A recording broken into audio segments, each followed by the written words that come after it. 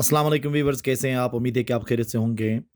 आज हम इस लेक्चर में 3 इम्पोर्टेंट स्ट्रक्चर डिस्कस कर लेंगे, जिसमें हम एट द मोस्ट ऑफ को पढ़ेंगे, समवन और द अदर को पढ़ेंगे और इसके साथ-साथ something or the other.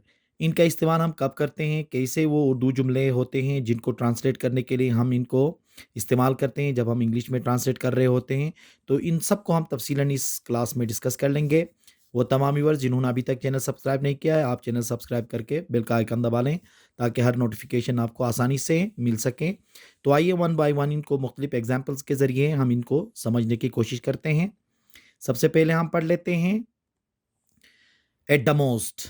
Eight the most का इस्तेमाल हम करते हैं उर्दू में ज़्यादा से ज़्यादा कहने के लिए।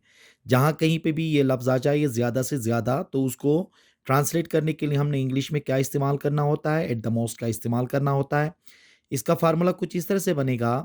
शुरू में हम क्या करेंगे? एट द मोस्ट लगाएँगे, फिर उसके बाद सेंटेंस लगाएँगे। ये सेंटेंस किसी भी टेंस का हो सकता है। जैसे कि ज़्यादा से ज़्यादा वो यहाँ नहीं आएगा, ज़्यादा से ज़्यादा वो यहाँ नहीं आएगा।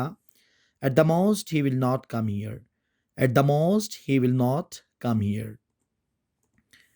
ज़्यादा से ज़्यादा वो डाँटेगा, ज़्यादा से ज़्यादा वो डाँटेगा। ये इसी सिचुएशन में करते हैं जब कोई गलती होती है तो लोग डरे हुए होते हैं या कोई भी बंदा डरा होता है तो उसको हम कहते हैं यार क्या होगा? ज़्यादा से ज़्यादा वो डाँटेगा। तो उस सेंस में ये इस्तेमाल होता है इसका। इंग्लिश बनेगा eight the most he will scold, eight the most he will scold. ज़्यादा से ज़्यादा आप पकड़े जाओगे, ज़्यादा से ज़्यादा आप पकड़े जाओगे। At the most you will be caught, at the most you will be caught. ज़्यादा से ज़्यादा वो 3 सवालात हल कर सकेगा, ज़्यादा से ज़्यादा वो 3 सवालात हल कर सकेगा। At the most he will be able to solve 3 questions, at the most he will be able to solve 3 questions. ज़्यादा से ज़्यादा वो मुझसे नाराज़ हो जाएगा, ज़्यादा से ज़्यादा वो मुझसे नाराज़ हो जाएगा। At the most he will get angry with me. At the most he will get angry with me. तो ये ज़्यादा से ज़्यादा जो मतलब लफ्ज़ होता है इसको तर्जुमा करने के लिए हम क्या लगाएँगे? एट द मोस्ट का इस्तेमाल कर लेंगे। ये था हमारा पहला स्ट्रक्चर। अब हमारा दूसरा स्ट्रक्चर है समवन और द अदर। ये इस्तेमाल होता है कोई ना कोई। उर्दू में जब कहते हैं ना कोई ना कोई इधर आएगा, कोई ना कोई अंदर क्लास में है, तो इस वक़्त हम क्या इस्तेमाल करेंगे इंग्लिश में ट्रांसलेट करते वक़्त? समवन और दी अदर का इस्तेमाल करेंगे। इसका फार्मूला कुछ इस तरह से बनेगा। समवन और दी अदर को हम शुरू में लगाएँगे, फिर उसके बाद सेंटेंस वही बात कि सेंटेंस किसी भी टेंस का हो सकता है। जैसे कि कोई न कोई यहाँ आएगा, कोई न कोई यहाँ आएगा। Someone or the other will come here, someone or the other will come here. कोई न कोई मुझसे बात करेगा, कोई न कोई मुझसे बात करेगा। Someone or the other will talk to me. Someone or the other will talk to me. कोई न कोई उसकी मदद कर रहा है, कोई न कोई उसकी मदद कर रहा है। Someone or the other is helping him. Someone or the other is helping him. कोई न कोई इस मसले को हल करेगा, कोई न कोई इस मसले को हल करेगा। Someone or the other will solve this problem. Someone or the other will solve this problem. इसमें जुमले में हल का जो वर्ड है वो मिस हो गया उर्दू जुमलों में। कोई ना कोई आपसे इसके बारे में पूछेगा, कोई ना कोई आपसे उसके बारे में पूछेगा। Someone or the other will ask you about him. Someone or the other will ask you about him. तो ये है समवन और द अदर जो कि हम इस्तेमाल करते हैं कोई ना कोई कहने के लिए।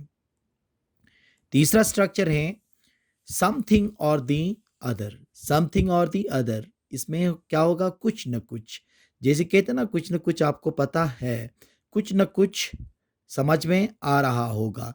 तो ये कुछ न कुछ का लफ्ज़ जहाँ पे इस्तेमाल होता है उसके लिए हम इंग्लिश में इस्तेमाल करते हैं समथिंग और द अदर। इसका फार्मूला बनेगा, सेंटेंस पहले हम कर लेंगे, फिर उसके बाद समथिंग और दी अदर का इस्तेमाल कर लेंगे।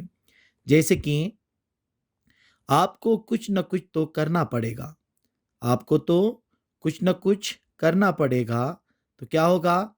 You will have to do something or the other. You will have to do something or the other. शायद उसने मेरे बारे में कुछ न कुछ बताया है। शायद उसने मेरे बारे में कुछ न कुछ बताया है। He may have told about me something or the other. He may have told about me something or the other. जरूर आपने कुछ किया है इसलिए उसने आपको डांटा है। जरूर आपने कुछ किया है इसलिए उसने आपको डांटा है। You must have done something or the other. That's why he has scolded you. You must have done something or the other. That's why he has scolded you. मुझे कुछ न कुछ खरीदना चाहिए था। मुझे कुछ न कुछ खरीदना चाहिए था। I should have bought something or the other. I should have bought something or the other. तो ये समथिंग और द अदर जो इस्तेमाल होता है उर्दू में कुछ न कुछ को इंग्लिश में ट्रांसलेट करने के लिए इस्तेमाल होता है। ये तीन स्ट्रक्चर बहुत इंपॉर्टेंट स्ट्रक्चर हैं जो हम आम ज़िंदगी में बहुत ज़्यादा इस्तेमाल कर रहे होते हैं।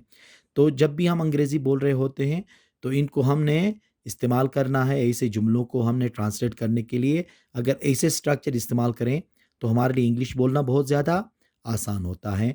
उम्मीद है कि आज का ये लेक्चर आपको पसंद आया होगा। Thank you very much.